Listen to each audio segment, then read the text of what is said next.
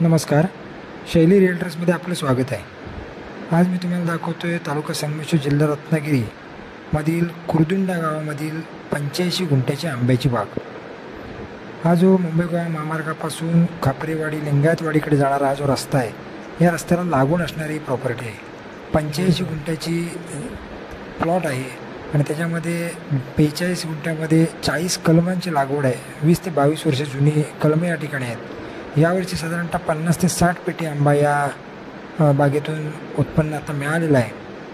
अतिशय सुंदर असं लोकेशन आहे. 42 गुंठे जो प्लॉट आहे तो पूर्णतः मोकळा आहे आणि 42 गुंठे प्लॉटमध्ये आंब्याची लागवड आहे. संगमेश्वर एस टी स्टँडपासून साधारणतः 6 किलोमीटर अंतरावरती हा प्लॉट आहे. मुंबई गोवा महामार्गापासून साधारणतः 1300 मीटर अंतरावरती हा प्लॉट आहे.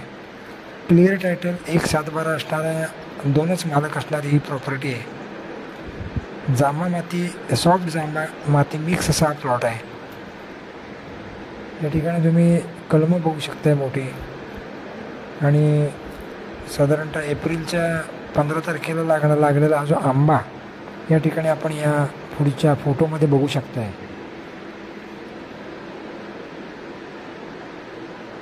हा प्लॉट जर तुम्हाला घ्यायची इच्छा असेल तर माझ्या 7744994488 शैली रिअल्टर्सवर कॉन्टॅक्ट करून तुम्ही याची सर्व डिटेल्स घेऊ शकताय.